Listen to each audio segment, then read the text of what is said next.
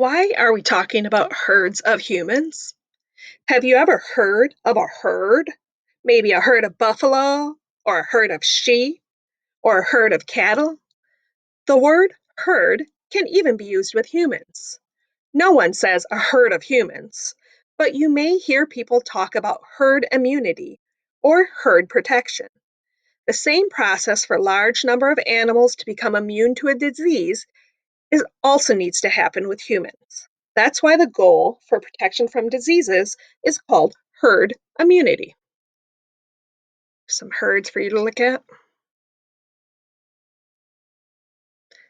What is herd immunity? When a disease outbreak occurs for the first time, no one is immune.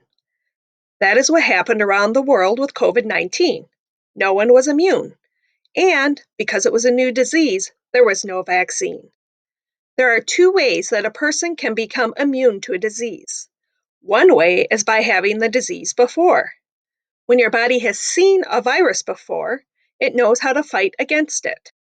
The second way to become immune is by being vaccinated for the disease. Once a person has had the disease or been vaccinated, or has been vaccinated, they usually become immune. As more people become immune, the chances of any one person getting the disease are less. For example, imagine that 80% of the population is immune to a disease. This means that 8 out of every 10 people will not pass on the disease. They don't get the disease and they don't pass it on. Why?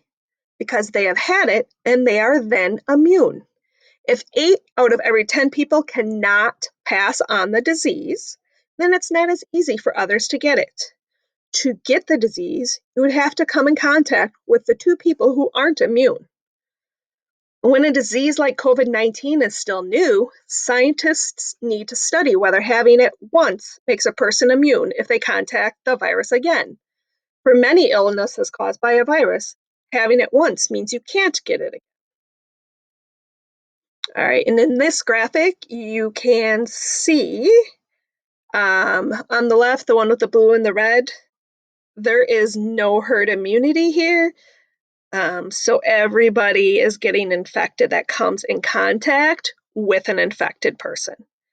If you look on the right, the green, the immune people, they don't catch the disease or pass it on to anybody else. So the infected person can only pass it on to people who are not immune. What does it take to reach herd immunity? Not all diseases are equally contagious. The chance of getting a disease is not the same for every disease. A highly contagious disease passes easily from person to person. A less contagious disease does not transmit as easily from one person to the next. When a disease is highly contagious, more people need to be immune for the whole population to have herd immunity. Measles is a highly contagious disease.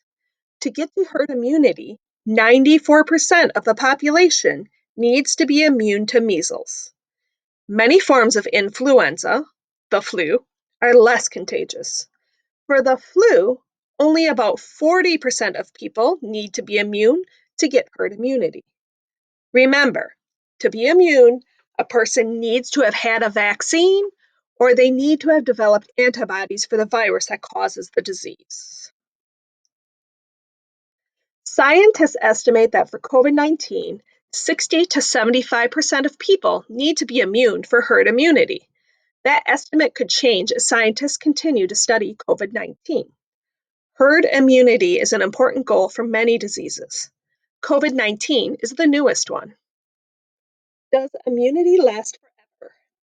One challenge is that viruses can change over time. You could be immune to one form of a virus, but if it changes, you might not be immune to the new one. Every year, scientists develop a vaccine for new forms of the flu. Every year, the flu virus changes. That is why people need a new flu vaccine every year. A person can also become less immune over time, or if they have fewer antibodies to fight against an infection. For any vaccine, you may be immune to a disease for the rest of your life, or there may come a time that you are no longer immune. The virus that causes COVID-19 has already begun to change. The scientific word for this is that the virus mutates. Scientists are always busy trying to meet the challenges of this new disease.